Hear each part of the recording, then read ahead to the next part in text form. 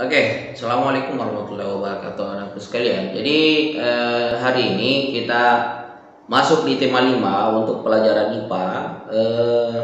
Di tema 5 ini di pelajaran IPA kita akan membahas tentang ekosistem.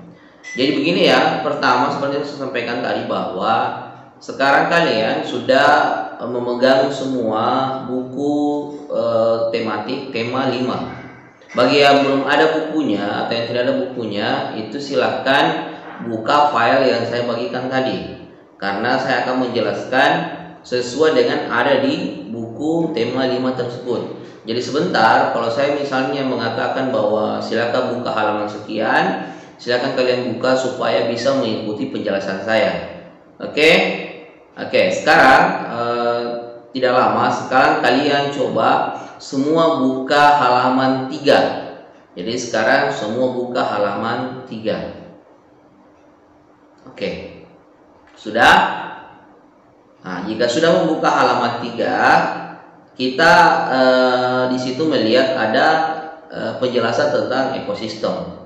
Semua makhluk hidup yang memerlukan lingkungan tertentu untuk memenuhi kebutuhannya. Lingkungan adalah segala sesuatu yang berada di sekitar makhluk hidup. Silakan dilihat di situ sambil diikuti apa yang saya baca. Sebuah lingkungan terdiri atas bagian yang hidup atau biotik dan bagian tak hidup atau abiotik. Jadi di dalam ekosistem ini, sebelum kita masuk terlalu jauh, kita harus tahu dulu bahwa lingkungan itu terdiri dari dua makhluk yang ada di dalamnya. Ada namanya makhluk yang hidup, namanya biotik, dan makhluk yang tak hidup, namanya abiotik. Nah, yang mana dimaksud biotik ini? Biotik ini adalah semua makhluk yang memiliki nyawa, entahkah itu hewan, entahkah itu manusia, entahkah itu tumbuhan. Dan kalau abiotik itu adalah semua makhluk ciptaan Allah yang tidak memiliki nyawa. Seperti apa itu, Pak? Seperti batu, udara, air, kemudian pasir, tanah, dan lain-lain sebagainya. Itu dimaksud dengan abiotik. Dia juga termasuk dengan lingkungan ekosistem tersebut. Kemudian apalagi, Pak? Cahaya matahari itu juga termasuk abiotik karena dia tidak bernyawa. Lanjut. Cahaya dapat ini di sini ada penjelasannya. Jadi silakan kalian baca semua. Saya ingin langsung di penjelasan tentang apa itu ekosistem itu sendiri, ya. Lanjut. Cahaya matahari dapat menghangatkan udara, air, dan tanah agar mencapai suhu yang sesuai kebutuhan hidup makhluk hidup. Itulah fungsi cahaya.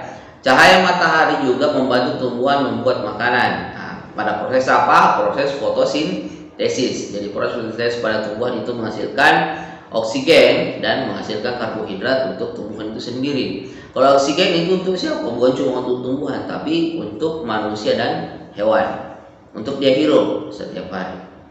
Lanjut. Bagian hidup dan tak hidup di sebuah lingkungan saling berinteraksi dan saling bergantung satu sama lain. Interaksi antar makhluk hidup dan benda-benda tak hidup di sebuah lingkungan tersebut disebut ekosistem. Jadi inilah pengertian dari ekosistem. Jadi kalau ditanya apa itu ekosistem?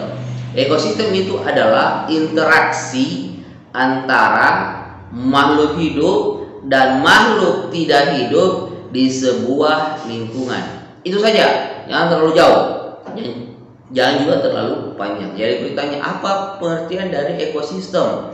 Ekosistem adalah proses interaksi antara makhluk hidup dan makhluk tak hidup pada sebuah lingkungan. Itu yang dimaksud dengan ekosistem.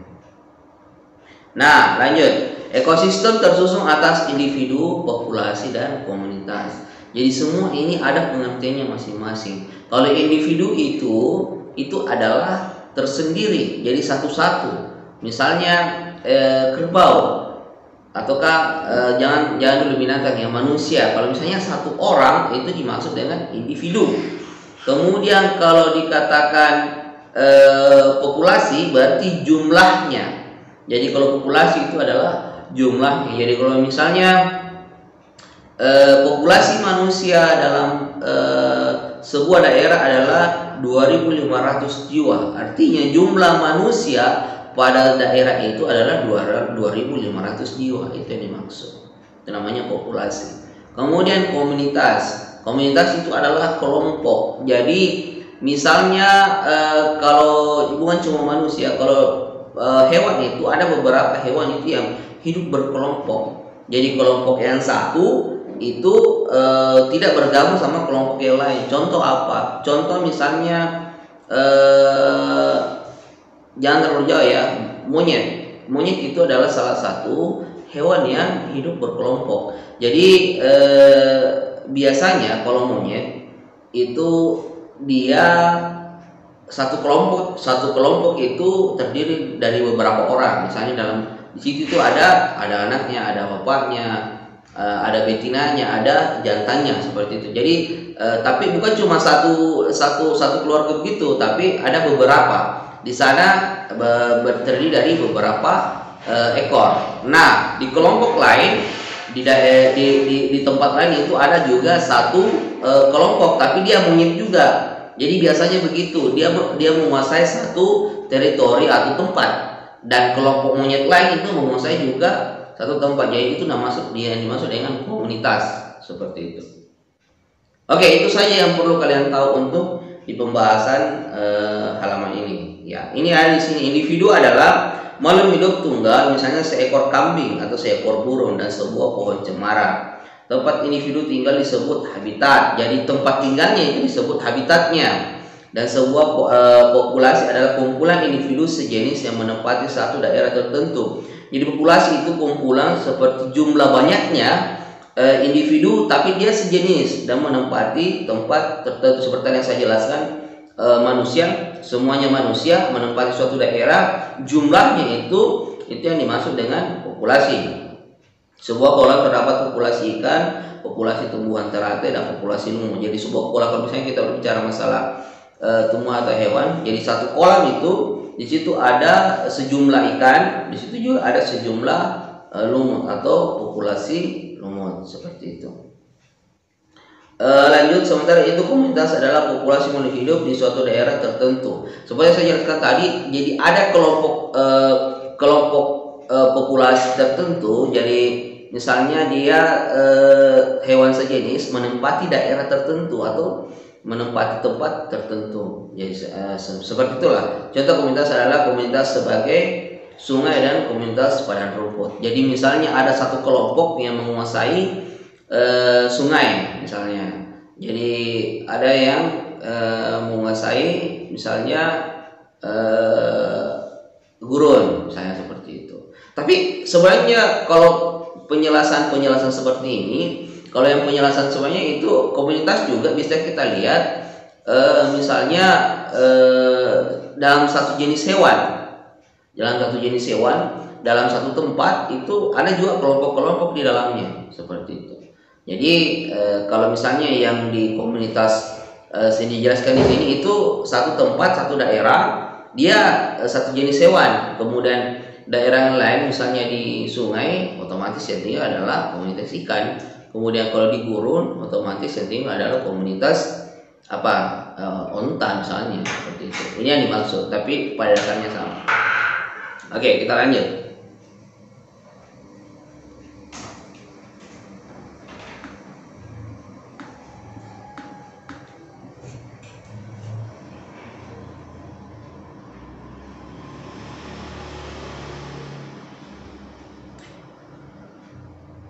Oke, silakan lanjut ke halaman 5. Coba dibuka semua halaman 5 ya.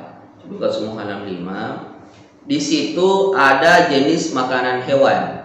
Jadi jenis makanan hewan itu sebenarnya kita kelompokkan menjadi 2. Jadi tidak usah, boleh kalian baca, tapi penjelasannya sebenarnya itu cuma sedikit.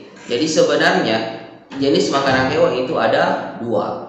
Jenis makanan hewan itu ada 2. Yang pertama itu adalah tumbuhan, dan yang pertama itu adalah hewan yang lain. Itu yang dimaksud. Jadi kalau tumbuhan berarti ada beberapa hewan yang memakan tumbuhan, seperti itu. Dan ada juga beberapa hewan yang memakan hewan lain, itu yang dimaksud di sini. Kemudian penjelasannya ada di halaman berikutnya.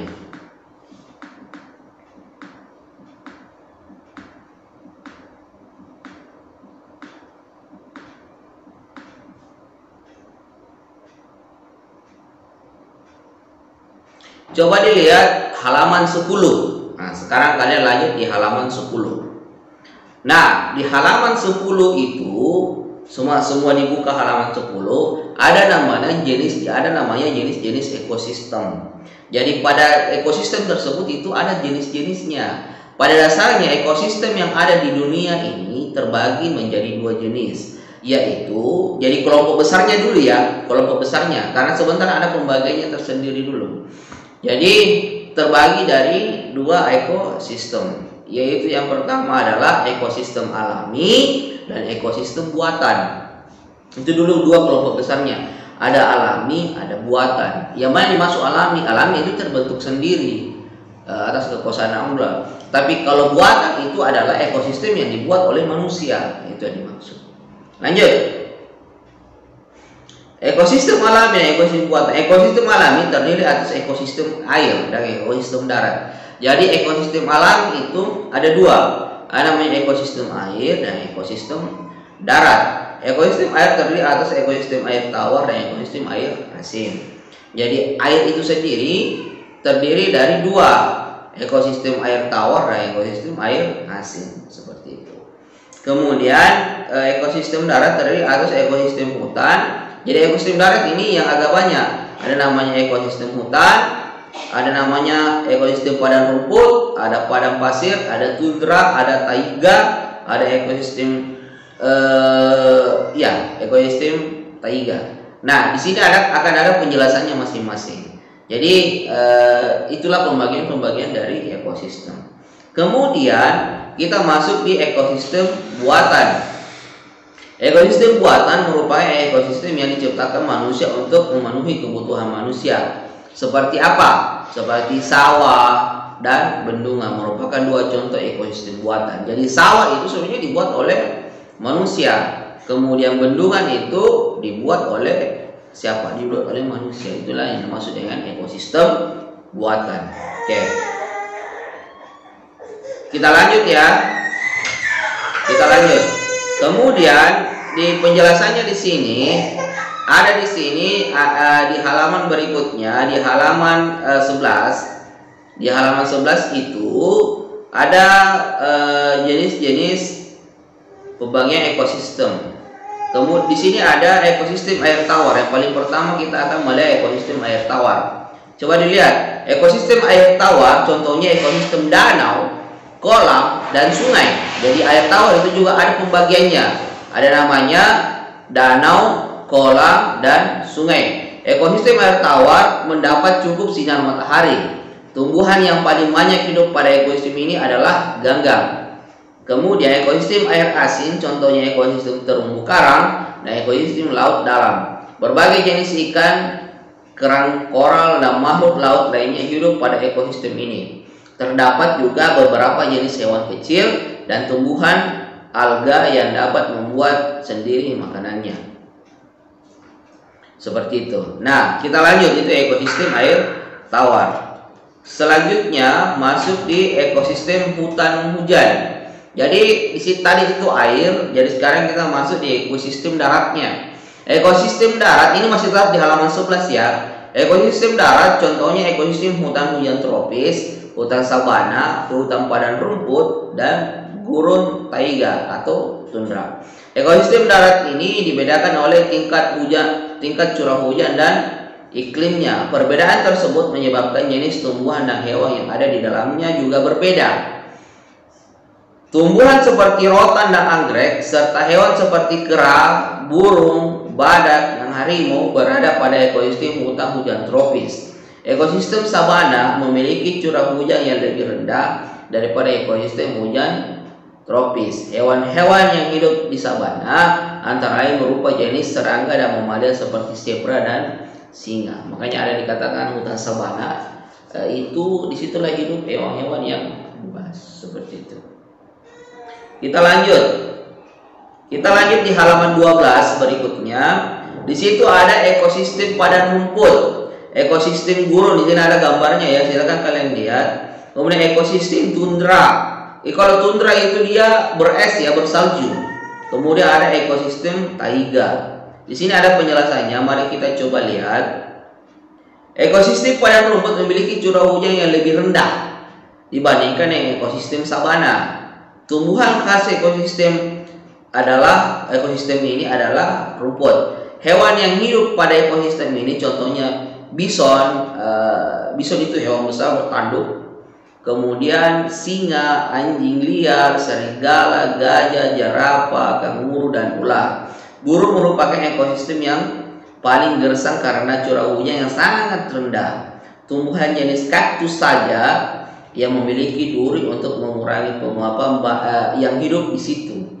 Tumbuhan di sini, maksudnya di ekosistem gurun ini, hewan-hewan yang bisa hidup pada ekosistem ini antara lain semut, ular, kadal, kalajengking, dan beberapa hewan malam lainnya. Kemudian lanjut. Suhu pada ekosistem taiga sangat rendah pada musim dingin. Taiga biasanya merupakan hutan yang tersusun atas satu jenis tumbuhan seperti cemara, pinus, dan sejenisnya. Jadi kalau taiga itu dia daerahnya dingin. Makanya itu kalau tumbuhan pinus kita cuma bisa menemukan di Malino sana, karena di Malino itu dingin. Kemudian hewan seperti beruang hitam dan ajak biasanya hidup di ekosistem ini. Kalau hewan ajak itu boleh kau cari di internet yang mana maksud dengan hewan ajak. Kemudian banyak jenis tumbuhan tundra merupakan ekosistem yang dingin dan kering.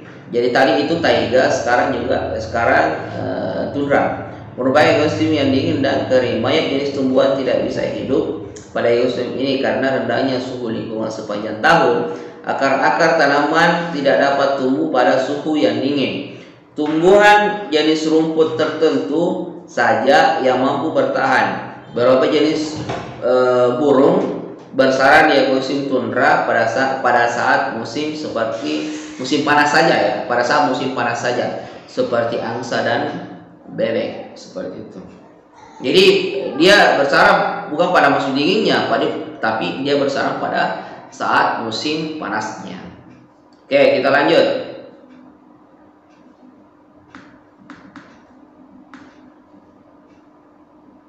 Oke, kita masuk di pengelompokan hewan berdasarkan jenis makanannya. Coba dilihat halaman 14 ya. Coba dilihat halaman 14. Jadi di situ ada pengelompokan hewan berdasarkan jenis makanannya. Berdasarkan jenis makanannya, hewan dikelompokkan menjadi 3 golongan. Ketiga golongan itu adalah golongan herbivore, pemakan tumbuhan. Karnivore itu adalah pemakan hewan. Kemudian omnivore itu adalah pemakan tumbuhan dan hewan. Jadi jangan dikatakan omnivore itu pemakan segalanya, salah. Yang dimaksud itu omnivore adalah pemakan tumbuhan dan hewan. Jangan dikatakan pemakan segalanya. Orang-orang dulu itu mengatakan bahwa herbivore adalah hewan pemakan tumbuhan, karnivore adalah hewan pemakan daging. Omnivore adalah hewan pemakan segalanya. Itu salah. Kalau segalanya berarti dia makan duri, dia makan batu, itu bukan itu yang dimaksud. Tapi omnivore itu adalah hewan pemakan tumbuhan dan daging. Oke, lanjut. Kelompok hewan herbivore merupakan hewan yang makanan berasal dari tumbuhan. Nah, ya, kamu bisa baca penjelasannya. Ya, di situ ada penjelasannya masing-masing dan diperlihatkan di situ tengkoraknya. Pertanyaannya, kenapa tengkoraknya dikasih lihat, Pak? Tengkoraknya dikasih lihat itu karena mau dikasih lihat giginya, ya, mau dikasih lihat giginya. Jadi saya mau jelaskan sedikit di sini. Kelompok hewan herbivore merupakan hewan yang makanannya berasal dari tumbuhan. Hewan ini memiliki susunan gigi yang khas. Gigi hewan ini terdiri atas gigi seri dan gigi geraham dan tidak memiliki gigi taring. Gigi seri berada di depan dan tajam. Gigi ini berguna untuk memotong makanan, sementara itu gigi geraham berfungsi untuk menghaluskan makanan yang telah dipotong oleh gigi seri. Contohnya adalah sapi, kemudian kelinci, kerbau, dan rusa. Jadi dia tidak punya gigi taring, cuma dua, gigi seri dan gigi geraham. Gigi serinya itu untuk memotong, kemudian gigi gerahamnya itu untuk menghaluskan. Kemudian lanjut, ada namanya kelompok hewan karnivor, adalah kelompok hewan yang memakan hewan lain, ya. Jadi ini halaman 14 ya, halaman 14. Siapa tahu kau bingung mencari, itu halaman 14. Kelompok hewan karnivor adalah kelompok hewan yang memakan hewan lain atau memakan daging. Sebagian besar hewan yang termasuk di dalam kelompok ini merupakan hewan buas dan liar, ya, seperti singa dan lain sebagainya. Hewan ini harus berburu untuk mendapatkan makanan. Oleh karenanya hewan ini memiliki gigi taring yang tajam dan kuat, ya. Gigi taring berguna untuk merobek dan mengoyak mangsanya. Hewan ini juga memiliki gigi seri yang tajam dan kuat. Meskipun berukuran kecil, gigi ini juga berfungsi untuk memotong makanan. Hewan yang termasuk dalam kelompok ini adalah harimau, singa, anjing, buaya, dan ular. Seperti itu. Jadi intinya dia memiliki gigi taring untuk mencabik-cabik dagingnya, seperti itu. Lanjut. Hewan yang makanannya berasal dari tumbuhan maupun hewan lain.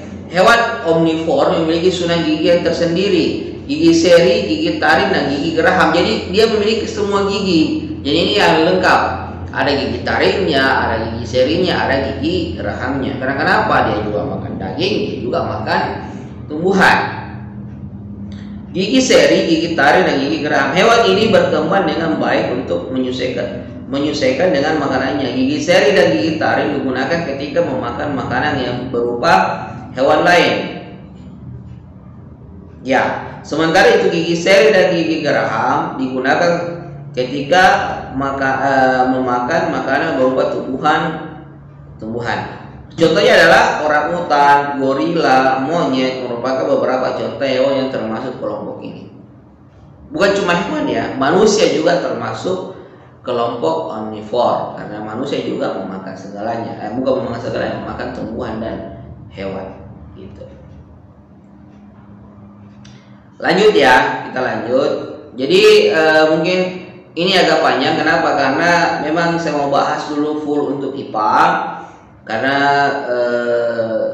sebenarnya semakin dekat jadwal semester kita, ya. Jadi tidak apa-apa kita bahas lebih banyak. Nanti kalian kalau memang terlalu banyak, jangan sekaligus dinonton, ya. Jadi bisa setengah-setengah. Tapi tidak apa-apa saya berikan sekaligus dulu, supaya kalian itu nanti kan IPA-nya itu nanti minggu depan lagi. Kalau saya minggu depan lagi takutnya waktunya tidak cukup. Jadi tidak apa-apa. Saya jelaskan dengan sistem seperti ini karena halamannya di situ ada. Kalau memang terlalu cepat penjelasan saya, boleh kamu lihat di halaman-halaman yang ada di saya jelaskan tadi, ya. Kemudian kita lanjut di IPA tentang di sini ada namanya metamorfosa, ya. Metamorfosa, ya. Apa yang dimaksud dengan metamorfosa? Metamorfosa itu adalah daur hidup, ya, daur hidup. Jadi daur hidup hewan. Apa yang maksud dengan daur hidup, Pak? Daur hidup itu adalah hewan, itu ada beberapa hewan itu mengalami metamorfosis. Jadi artinya begini, ada hewan yang pada saat dia berkembang biak, misalnya kupu-kupu, dia tidak langsung bertelur kemudian langsung mengeluarkan kupu-kupu, tidak. Dia ada daur hidupnya, atau ada setengah-setengah waktunya yang membuat hewan ini berkembang mulai dari telur sampai menjadi kupu-kupu dewasa, seperti itu. Jadi ini yang kita akan pelajari, itu daur hidup hewan. Coba semua dilihat di halaman 38, ya. Silakan dilihat di halaman 38. Di situ ada namanya daur hidup hewan. Coba dilihat. Hewan sebagai salah satu komponen ekosistem memerlukan lingkungan yang baik untuk berkembang biak. Perubahan ekosistem dapat memengaruhi perkembangbiakannya. Setiap hewan mengalami tahap perkembangbiakan tersendiri dan khas. Tahap pertumbuhan dan perkembangan suatu hewan disebut daur hidup. Jadi apa dimaksud dengan daur hidup? Daur hidup adalah tahapan pertumbuhan dan perkembangan suatu hewan, itu yang dimaksud dengan daur hidup. Jadi siapa tahu ada di ulangan, tapi itu daur hidup itu adalah tahapan pertumbuhan dan perkembangan hewan, seperti itu. Tidak semua ya, cuma beberapa jenis. Lanjut. Di sini ada hewan kupu-kupu ya, daur hidup kupu-kupu. Jadi hewan apa saja yang mengalami metamorfosis dan tidak mengalami metamorfosis berdasarkan perubahan bentuknya. Metamorfosis dibedakan menjadi metamorfosis sempurna dan tidak sempurna. Metamorfosis sempurna terjadi ketika hewan mengalami perubahan bentuk yang sangat berbeda pada setiap tahap perkembangannya. Contoh hewan yang mengalami metamorfosis sempurna adalah katak dan kupu-kupu. Jadi dia setiap perkembangan itu memang beda-beda. Jadi tidak sama dengan hewan-hewan dewasanya, seperti itu. Berkembang biak dengan cara bertelur, kemudian telur menetas menjadi ulat dan larva. Ini yang kupu-kupu ya, yang aktif mencari makanan. Setelah cukup mendapatkan makanan, ulat berubah menjadi pupa atau kepompong yang tidak bergerak dan terletak pada bagian pohon. Pupa merupakan masa istirahat sebagai persiapan menjadi kupu-kupu dewasa. Jadi itu di sini ada gambarnya ya. Jadi kupu-kupu, kemudian telur menjadi ulat, setelah ulat menjadi kepompong, jadi kepompong. Dari kepompong itu terbelah, keluarlah kupu-kupu dewasa. Itu yang dimaksud. Di sini ada juga kecoa. Kecoa juga sama. Di sini kalau kecoa ini namanya metamorfosis tidak sempurna. Jadi perubahannya itu tidak sama kupu-kupu. Kalau kupu-kupu memang bentuknya beda-beda, ada telur, ada ulat, ada kepompong, itu kan beda-beda bentuknya. Kalau kecoa itu tidak terlalu berbeda dari kecoa dewasanya. Kita lihat. Metamorfosis tidak sempurna terjadi pada hewan yang mengalami perubahan bentuk yang tidak terlalu berbeda pada setiap perkembangannya. Hewan kelompok ini tidak mengalami fase larva pupa. Contoh hewan yang mengalami metamorfosis tidak sempurna adalah kecoa. Kecoa berkembang biak dengan bertelur. Telur kecoa menetas berubah menjadi kecoa muda yang disebut nimfa. Nimfa mengalami beberapa kali pergantian kulit sebelum menjadi kecoa dewasa. Pergantian kulit ini disebut dengan ekdisis. Jadi boleh kok garis-garis bawah ini, siapa tahu ada keluar di ulangan. Oke. Jadi intinya tidak sempurna itu setiap perubahannya itu tidak terlalu berbeda. Sama-sama aja bentuknya. Kecoa misalnya, kecoa kecil, kecoa dewasa itu hampir sama bentuknya. Itu dimaksud tidak sempurna. Beda dengan kupu-kupu tadi. Kupu-kupu itu dari telur pasti berbeda dengan ulat. Ulat berbeda dengan kepompong. Kepompong berbeda dengan bentuknya dengan kupu-kupu dewasa, seperti itu. Oke. Sama dengan daur hidup di sini ada ya. Jadi cuma dua saja yang perlu kalian tahu, itu sempurna dan tidak sempurna. Jadi bisa dilihat ini. Jadi kalau pasti kalian bisa membedakan yang mana yang sempurna, yang mana tidak sempurna. Jadi nanti misalnya ada pertanyaan, sebutkan 3 jenis hewan yang metamorfosisnya sempurna, seperti itu. Berarti metamorfosisnya tidak sempurna, berarti sebut saya kecoa, ikan, kadal, seperti itu. Kalau yang metamorfosisnya sempurna Pak, biasa sebut saja 2, katak dan apa tadi, kupu-kupu. Kalau katak itu berbeda juga, mulai dari telur, kemudian jadi berudu, kemudian boleh lihat di sini lah, dari berudu menjadi katak berekor. Kemudian dari katak berekor itu menjadi apa? Dari berudu menjadi kecebong menjadi katak berekor, kemudian dari katak berekor itu menjadi katak dewasa. Oke, lanjut.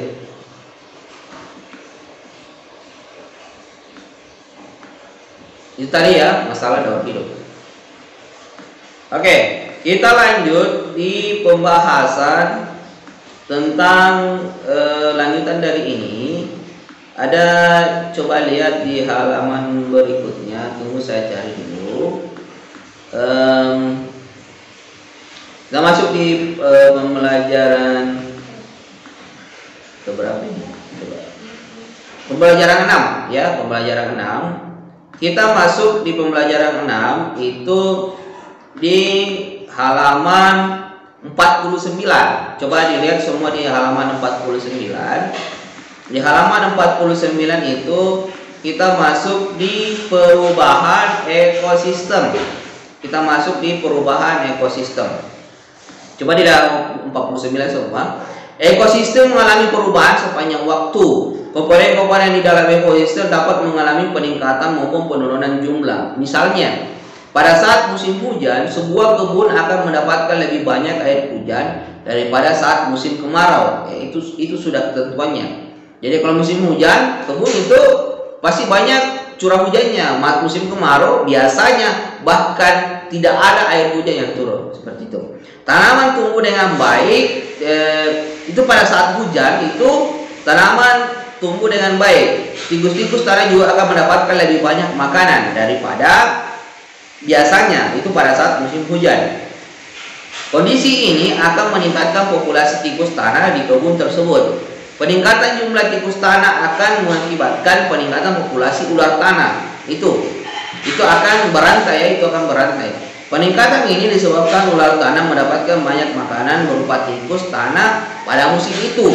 Pada musim kemarau, air hujan yang turun di kebun tersebut berkurang. Tanaman tumbuh lebih lambat, makanan yang dihasilkannya juga lebih sedikit. Keadaan ini akan mengakibatkan penurunan populasi tikus tanah dan yang memakan tanaman di kebun itu. Akibatnya populasi ular tanah pun akan berkurang karena berkurangnya sumber makanan pada musim itu. Inilah namanya rantai makanan. Sebentar akan saya jelaskan ya. Ada juga bagian yang saya katakan. Ekosistem mengalami perubahan baik secara alami maupun karena kegiatan manusia. Jadi perubahan ekosistem itu terjadi dua lagi, ada alaminya, ada perbuatan manusia. Perubahan musim seperti dijelaskan di atas merupakan salah satu contoh perubahan alami. Itu kehendak Tuhan. Jadi ada musim itu yang diatur oleh Tuhan, itu secara alami memang. Kemudian selain musim, hal yang termasuk faktor perubahan alami adalah bencana alam berupa gunung meletus, gempa, tanah longsor, kebakaran hutan, tsunami, angin ribut, dan banjir. Seperti itu. Bukan kebakaran hutan ya, kalau saya tidak sepaham dengan kebakaran hutan. Kalau kebakaran hutan itu bukan alami, tapi dia biasanya karena faktor kelalaian manusia. Tapi ada juga kebakaran hutan yang biasanya karena cahaya matahari yang terlalu tinggi, tapi itu hampir kurang. Biasanya karena manusia yang lalai membuang puntung rokok atau sengaja membakarnya. Manusia dapat menjadi faktor penyebab terjadinya perubahan ekosistem. Manusia melakukan berbagai kegiatan untuk memenuhi kebutuhan hidupnya. Pembukaan lahan hutan untuk dijadikan sawah dan perkebunan akan mengubah ekosistem. Kegiatan manusia yang menimbulkan pencemar lingkungan dapat mengubah keseimbangan ekosistem. Masih banyak lagi kegiatan manusia yang dapat mengubah ekosistem. Jadi seperti yang saya jelaskan adalah ada dua, alami dengan buatan. Alami dengan karena manusia. Kalau alami itu seperti tadi jelaskan, semua ketentuan Allah itu terjadi begitu saja. Tapi kalau akibat manusia itu ada dua juga sebenarnya. Kalau akibat manusia itu ada yang memperbaiki ekosistem, ada juga yang merusak ekosistem. Kalau merusak ekosistem itu penambangan hutan liar dan lain sebagainya. Pembakaran hutan atau membuka lahan itu pasti merubah ekosistem.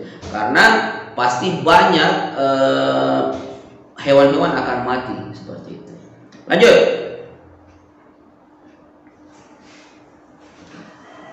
Kita lanjut di saya mau cari dulu yang rantai makanan ya. Coba dilihat halaman berapa.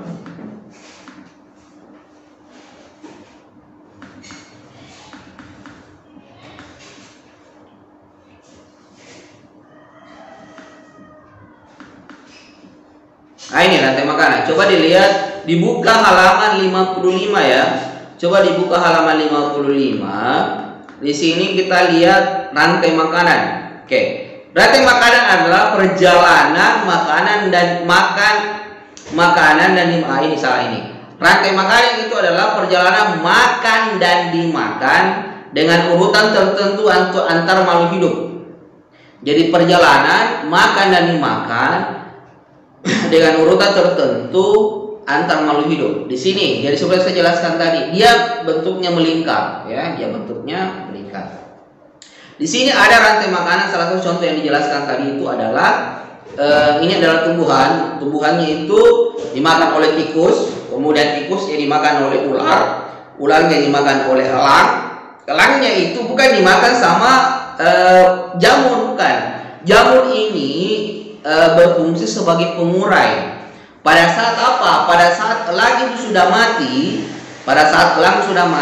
itu akan jatuh ke tanah. Kemudian di tanah itu akan membusuk dan diuraikan oleh apa? Oleh jamur ini. Diuraikan oleh jamur ini, namanya pengurai. Setelah itu artinya pada saat dia sudah diuraikan itu bisa menjadi pupuk bagi apa? Bagi tumbuhan lagi. Itu yang dimaksud dengan rantai-makan. Oke, kita lanjut. Padi dimakan oleh tikus, kemudian tikus dimakan oleh ular, ular dimakan oleh burung elang. Setelah beberapa waktu burung elang mati, bangkainya membusuk, diuraikan oleh makhluk hidup pengurai dan bercampur dengan tanah, membentuk humus. Humus sangat dibutuhkan tumbuhan, terutama rumput. Begitulah seterusnya sehingga proses ini berjalan dari waktu ke waktu. Jadi dia melingkar terus sampai kiamat, seperti itu. Di lautan yang menjadi produsen adalah fitoplankton. Jadi kalau di lautan ini kan di daratan, di sawah ya. Kalau di lautan itu yang paling kecil itu adalah produsen, namanya fitoplankton ya. Apa ya? Kalau kamu lihat filmnya SpongeBob, ada hewan kecil sekali namanya plankton. Plankton itu lebih besar dari fitoplankton. Kalau fitoplankton itu lebih kecil lagi, itu yang dimaksud. Tapi di SpongeBob itu dia cuma gambarannya saja, bukan kenyataannya. Sekumpulan fitoplankton adalah sekumpulan tumbuhan-tumbuhan hijau yang sangat kecil ukurannya dan melayang-layang dalam air. Jadi dia lebih kecil dari plankton. Tapi kalau fitoplankton ini dia biasanya tumbuhan. Tapi kalau plankton ini biasanya hewan, tapi kecil sekali. Oke. Konsumen satu adalah zooplankton, hewan pemakan fitoplankton. Konsumen dua adalah ikan-ikan kecil, konsumen 3 adalah ikan-ikan sedang, dan konsumen 4 adalah ikan-ikan besar. Jadi perlu diketahui, kita berbicara di sini konsumen ya. Coba dilihat kembali di rantai makanannya. Jadi produsen itu adalah penghasil makanannya. Oke? Jadi kalau di sawah di sini produsen itu adalah padinya. Kemudian konsumen satunya itu konsumen tingkat 1, yang artinya hewan yang memakan langsung padi. Yang memakan langsung padi itu namanya konsumen 1, tikusnya. Kemudian konsumen keduanya itu adalah hewan yang memakan konsumen 1, itu namanya konsumen 2. Kemudian konsumen 3 itu adalah hewan yang memakan konsumen 2, itu begitu seterusnya. Siapa tahu kalian bingung. Kita lanjut. Kalau di laut seperti penjelasannya ini yang di bawah di halaman 55. Oke. Di sini ada pengurai ya. Ada satu lagi komponen yang berperan dalam rantai makanan, yaitu pengurai. Pengurai adalah makhluk hidup yang menguraikan kembali zat-zat yang semula terdapat dalam tubuh hewan dan tumbuhan yang telah mati. Hasil kerja pengurai dapat membantu proses penyuburan tanah. Contoh pengurai adalah bakteri dan jamur. Ya, tadi itu ada jamur, kemudian ada juga bakteri. Bakteri itu seperti kuman. Kalau bakteri itu banyak, biar di makanan manusia juga ada. Seperti itu. Makanya kenapa itu nasi kalau sudah basi itu akan membusuk. Itu ada di situ bakteri yang mengurai. Oke. Jadi di sini produsen dimakan konsumen 1, dimakan konsumen 2, dari konsumen 2. Kali ini cuma konsumen tingkat 2 saja. Kalau yang di atas itu tingkat 3 konsumennya karena 3. Tikus konsumen 1, kemudian ular konsumen 2, elang konsumen 3. Kalau di sini dijelaskan ini adalah dua tingkat saja, konsumen 2 saja, kemudian langsung pengurai. Jadi konsumen 2 itu mati, kemudian membusuk, kemudian tugasnya pengurai, dan pengurai itu menjadikan bangkai tadi menjadi pupuk bagi produsen kembali. Itu yang dimaksud. Oke, ini adalah halaman 56 ya kalau tidak salah. Oke, kita lihat lagi. Di sini ada contohnya, coba kita lihat. Kita lihat materi selanjutnya ada apa lagi.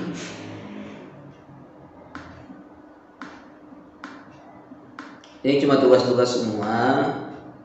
Jangan dulu kita bekerja tugas. Saya mau kalian paham dulu dengan materinya. Jadi sekarang saya sampaikan materi kali ini agak panjang, ya. Materi kali ini agak panjang, tapi jangan takut.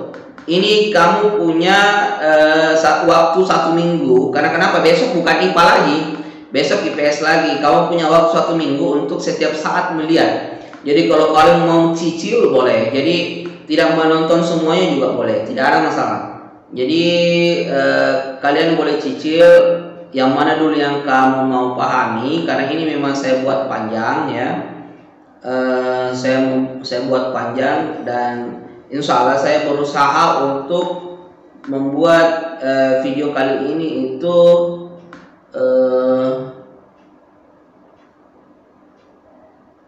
agak panjang karena memuat banyak apa ya,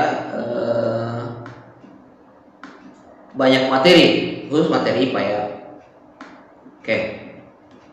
Kita di sini coba dibuka halaman 83, coba dilihat semua di halaman 83. Hubungan makhluk hidup dalam ekosistem. Semua makhluk hidup memiliki kebergantungan yang saling mengisi antara satu sama lain dengan yang lainnya. Manusia memerlukan tumbuhan dan hewan. Tumbuhan dan hewan juga memerlukan manusia. Demikian juga hewan. Makhluk hidup juga membutuhkan tanah, udara, air, dan matahari. Untuk mendukung kehidupannya, di sekeliling kita dijumpai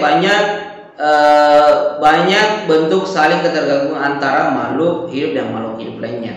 Tumbuhan juga komponen yang tak jadi tumbuhan juga dengan makhluk komponen tak hidup. Nah, di sini saya mau jelaskan, kita lewati saja di sini. Ini masih perlu saya. Di sini kita masuk di simbiosis. Simbiosis itu adalah hubungan antar makhluk hidup. Semoga ini adalah materi yang terakhir ya. Antar hubungan makhluk hidup. Nah, kita lihat. Di sini kita akan melihat di halaman 85. Kita dapat di sini simbiosis. Simbiosis itu adalah hubungan antar makhluk hidup dengan yang lainnya. Coba dilihat. Simbiosis itu terbagi 3. Ada namanya simbiosis mutualisme, ada namanya simbiosis komensalisme, dan ada namanya simbiosis parasitisme. Hubungan antara kalau simbiosis mutualisme itu adalah hubungan antar dua makhluk hidup yang saling menguntungkan. Jadi kalau mutualisme itu ada dua makhluk hidup yang saling berhubungan satu sama lain, itu saling menguntungkan. Jadi makhluk hidup yang satu diuntungkan, makhluk hidup yang lain juga diuntungkan. Contohnya itu adalah hubungan antar burung dan jalak, burung jalak dan kerbau, ya, burung jalak dan kerbau. Kerbau, coba pernah kau lihat ada kerbau kalau di desa-desa itu ada burung jalak yang hinggap di atas badan kerbau, itu kerbaunya itu tidak merasa dirugikan, justru dia merasa diuntungkan. Kerbau mendapatkan keuntungan karena kutunya itu dimakan sama burung jalak tersebut, sedangkan burung jalak mendapatkan makanan dari kutu kerbau tersebut. Jadi itu namanya mutualisme, saling menguntungkan. Kemudian yang kedua namanya simbiosis komensalisme. Komensalisme itu adalah hubungan antara dua makhluk hidup. Dalam hal ini makhluk hidup yang satunya mendapatkan keuntungan, sedangkan makhluk hidup yang lainnya tidak dirugikan. Jadi maksudnya begini, hubungan dua makhluk hidup yang satu itu diuntungkan, tapi makhluk yang satunya itu tidak dirugikan. Jadi dia tidak untung juga, tidak rugi juga. Maksudnya tidak mendapatkan apa-apa. Itu yang dimaksud dengan komensalisme. Contohnya, hubungan antara tumbuhan anggrek dan pohon yang ditumpanginya. Jadi tumbuhan anggrek itu kan biasa tumbuh di pohon besar. Tumbuhan anggrek mendapat keuntungan karena dapat menumpang hidup pada pohon. Dan selama menumpang tersebut, anggrek tidak merugikan pohon. Sama sekali tidak, pohonnya itu tidak merasa dirugikan oleh anggreknya. Seperti itu namanya dengan komensalisme. Nah, yang terakhir ada namanya parasitisme. Parasitisme ini berasal dari kata parasit, artinya ada satu makhluk hidup yang dirugikan oleh makhluk hidup yang lain. Contoh, hubungan antara dua makhluk hidup di dalam hal ini, makhluk hidup yang satu mendapatkan keuntungan, sedangkan makhluk hidup yang lainnya mendapatkan kerugian. Nah ini, satu diuntungkan, satu dirugikan. Hubungan antara pohon mangga dan benalu. Tahu benalu? Benalu itu adalah tumbuhan yang biasanya sering hidup di pohon itu, kemudian di pohon mangga yang melingkar-melingkar. Kita lihat, benalu dapat hidup subur karena menghisap zat makanan dari pohon mangga yang ditumpanginya, sehingga pohon mangga lama-lama akan menjadi kurus dan lambat laun bisa mati. Itu yang dimaksud. Tapi kalau mau yang contoh yang lebih konkret itu apa ya, ada namanya seperti hewan yang dengan kutu, ya, hewan dengan kutu. Kalau ada misalnya hewan itu yang banyak kutunya, jangan terlalu jauh hewan lah, manusia.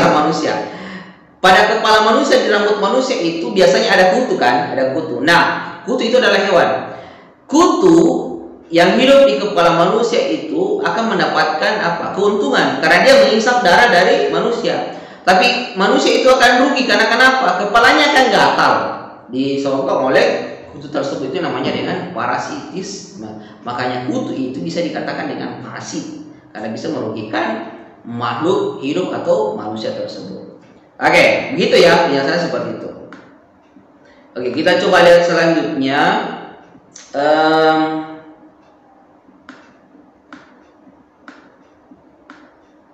Jadi sekali lagi saya sampaikan, penjelasan ini cukup panjang, tapi tidak apa-apa. Saya cuma mau memberikan kalian semua materinya. Jadi kalian sendiri yang mengatur waktumu selama 1 minggu itu, mau melihat yang mana dulu. Kalau kalian mau melihat semuanya pada saat kalian istirahat sambil menonton saja, nonton film saja di bioskop sampai 2 jam, kalian pasti senang. Tapi mungkin kalau saya tidak sama film, ya pasti membosankan. Kalau film itu tidak membosankan. Oke, tidak apa-apa, kan ini pelajaran. Kita masuk di halaman 101. Coba semua dilihat di halaman 101. Ada namanya rantai makanan dan jaring-jaring makanan. Nah, ini berbeda ya. Tadi sudah dijelaskan rantai makanan. Kebergantungan antar makhluk hidup dan lingkungannya menjadi bagian dari kehidupan di dalam sebuah ekosistem.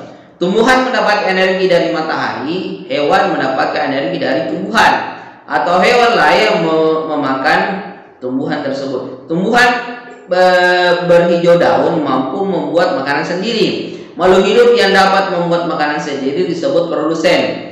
Banyak jenis makhluk hidup yang tidak dapat membuat makanan sendiri. Mereka mendapatkan energi dari makanan yang mereka makan.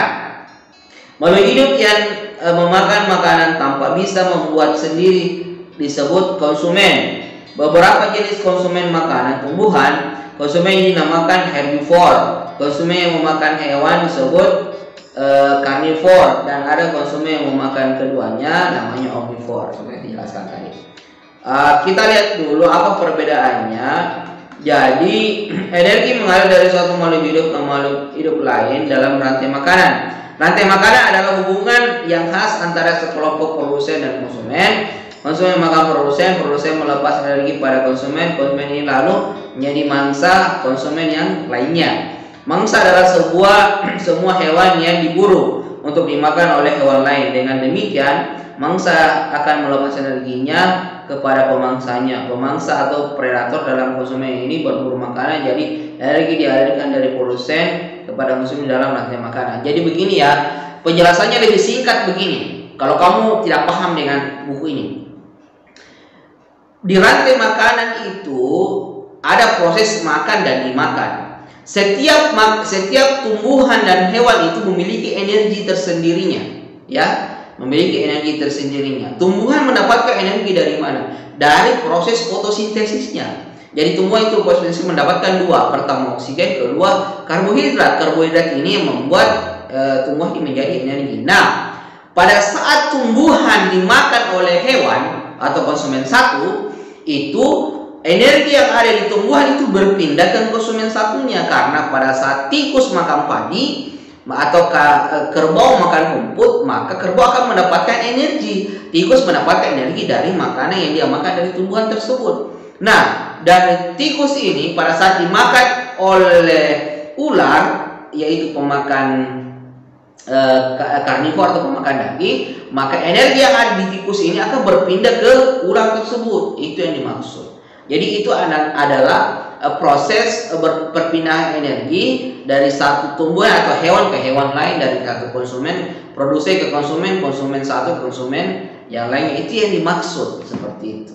Ya, kita lanjut. Nah, di halaman 102 ada jaring-jaring makanan. Jadi inilah yang dimaksud dengan jaring-jaring makanan. Jadi sebenarnya begini, apa yang dimaksud dengan jaring-jaring makanan, Pak? Jaring-jaring makanan itu adalah, coba kita apakah ada penjelasan di buku? Kalau tidak ada saya jelaskan. Coba dilihat. Di dalam sebuah kasus terdapat hubungan antara beberapa rantai makanan terjadi. Jadi satu jenis hewan dapat terlibat dalam beberapa rantai makanan. Demikian juga dengan produsen. Kumpulan dari beberapa rantai makanan dalam sebuah ekosistem disebut dengan jaring-jaring makanan. Jadi begini, jaring-jaring makanan itu adalah kumpulan dari beberapa rantai makanan. Jadi jaring-jaring makanan itu adalah kumpulan dari beberapa rantai makanan. Jadi coba lihat di halaman 102 ada gambar jaring-jaring makanan di sini. Kalau kita melihat jaring-jaring makanan di sini ada banyak tanda panahnya. Ada banyak tanda panahnya. Karena di sini banyak hewan dan banyak tanda panah, ini yang dimaksud dengan jaring-jaring makanan. Nah, kenapa dikatakan Pak jaring-jaring makanan terdiri dari banyak rantai makanan? Karena kenapa di jaring-jaring makanan ini bisa terbentuk banyak rantai makanan. Coba dilihat, pohon itu bisa menjadi produsen dari dua jaring-jaring makanan. Itu pohon itu saja. Pohon itu saja bisa menjadi produsen atau penghasil makanan dari dua jaring-jaring makanan. Buktinya apa? Buktinya karena dari pohon ini itu terdapat dua tanda panah keluar. Dua tanda panah keluar. Artinya dua tanda panah keluar itu dia membentuk dua jaring-jaring makanan. Itu yang dimaksud. Jadi pohon itu dimakan oleh belalang, belalang dimakan oleh katak, katak dimakan oleh elang, elang dimakan ular, ular dimakan ular dimakan elang, elang itu akan mati, diuraikan lagi. Itu satu jaring-jaring makanan. Kemudian dari pohon dimakan ulat, ulat dimakan katak, katak dimakan elang, elang mati lagi. Itu sudah dua dua rantai makanan. Itu yang dimaksud. Jadi rantai jaring-jaring makanan itu adalah kumpulan dari banyak rantai makanan. Kalau dikatakan kenapa banyak Pak? Karena dari satu jaring-jaring makanan itu, satu produsen itu bisa menjadi penghasil makanan dari banyak rantai makanan. Itu yang dimaksud. Saya rasa kalian paham ya. Jadi kalau kau tidak paham, coba putar kembali penjelasan saya. Insya Allah kalian paham. Sambil melihat gambarnya di halaman 102 ini. Oke, kita lanjut. Ada apa lagi? Perubahan dalam jaring-jaring makanan. Coba dilihat di halaman 107. Di sini ada bacaan, ada namanya perubahan dalam jaring-jaring makanan. Coba dilihat, kita baca sedikit saja. Alam 107 ya, halaman 107. Perubahan dalam jaring-jaring makanan. Alam senantiasa berubah. Setiap makhluk hidup di alam juga akan berubah. Perubahan pada satu bagian dari sebuah jaring-jaring makanan akan mengubah bagian yang lain. Pada musim hujan ketika tumbuhan subur tampak, tidak usah, kalian baca sendiri. Penjelasannya sama dengan penjelasan tentang yang di awal tadi. Jadi perubahan ekosistem hampir sama. Karena kenapa? Di sebuah ekosistem itu terdapat jaring-jaring makanan. Jadi sebuah ekosistem itu terdapat jaring-jaring makanan. Ada beberapa jaring makanan. Kemudian dari jaring-jaring makanan itu terbentuk beberapa rantai makanan. Nah, pada saat ekosistemnya berubah atau ekosistemnya berubah, artinya curah hujannya lagi banyak, otomatis jaring-jaring makanan juga itu akan berubah. Otomatis akan tumbuhan subur, tikus konsumen 1 akan menjadi banyak, konsumen 2 akan menjadi banyak, konsumen 3 akan menjadi banyak. Tapi pada saat curah hujan sedikit, otomatis produsen berkurang, konsumen 1 juga akan berkurang. Itu yang dimaksud dengan perubahan dalam jaring-jaring makanan. Hampir sama dengan penjelasan di awal tadi, perubahan dalam ekosistem. Kita lewati saja. Tapi kalau kalian mau baca silakan, tidak ada masalah. Kemudian selanjutnya kita lihat ada apa lagi. Saya pikir itu yang terakhir, karena seingat saya di penjelasan tema 5 itu yang paling terakhir adalah tentang jaring-jaring makanan. Kita lihat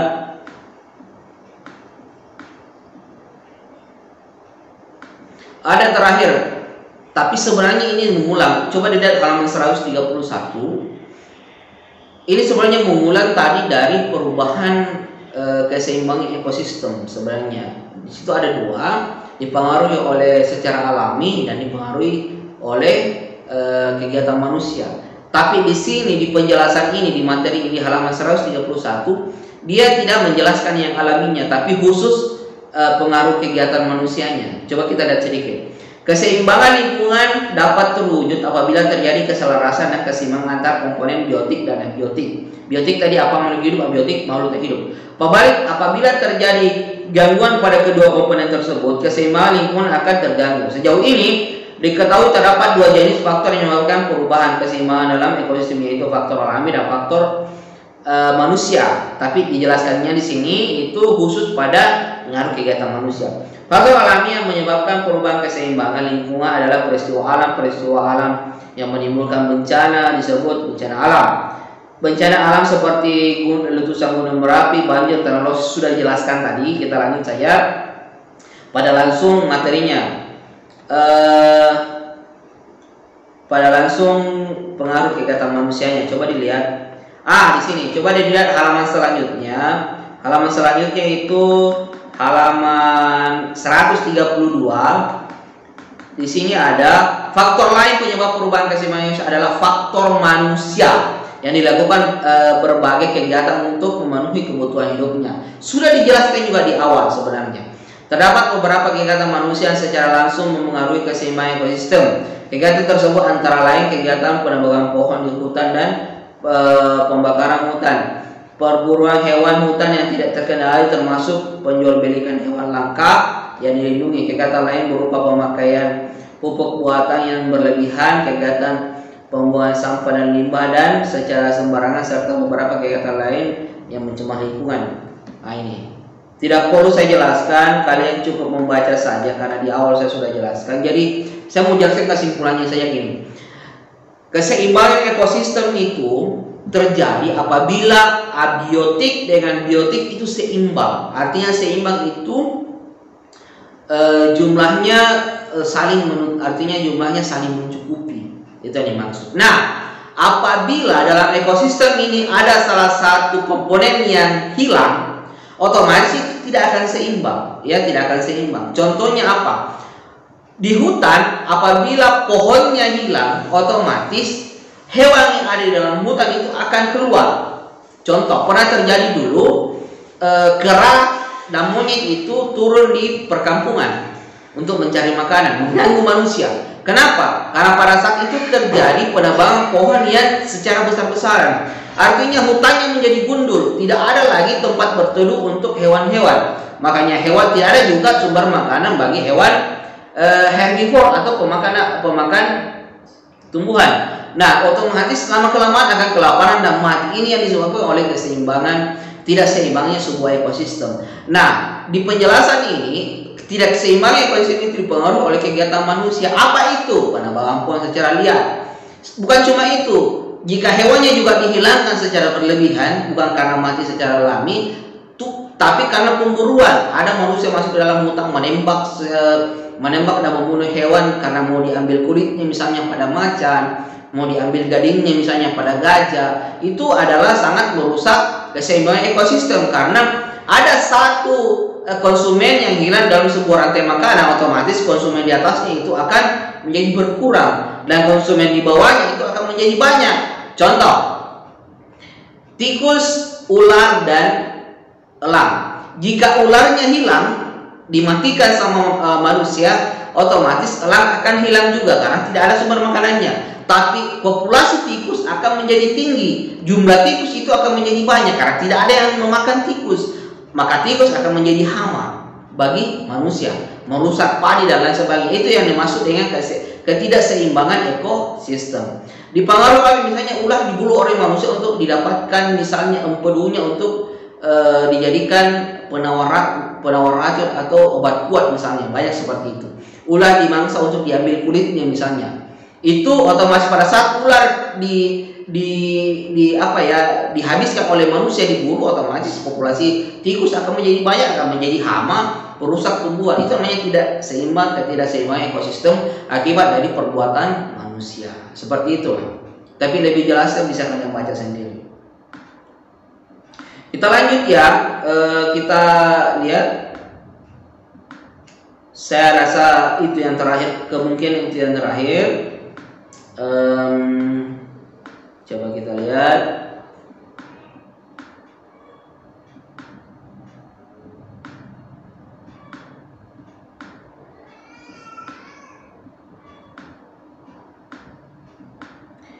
Oke, itu yang terakhir.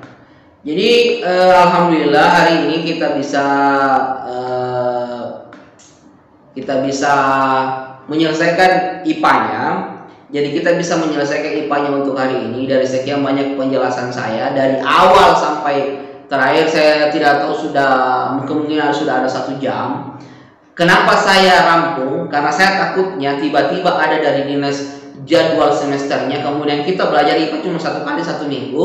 Jadi makanya tidak apa-apa saya kasih semua materinya. Sisa kalian di rumah itu boleh menyicilnya atau boleh kapan saja menontonnya, meskipun saya tidak suruh, atau kalian mendapat kesempatan boleh menonton materinya.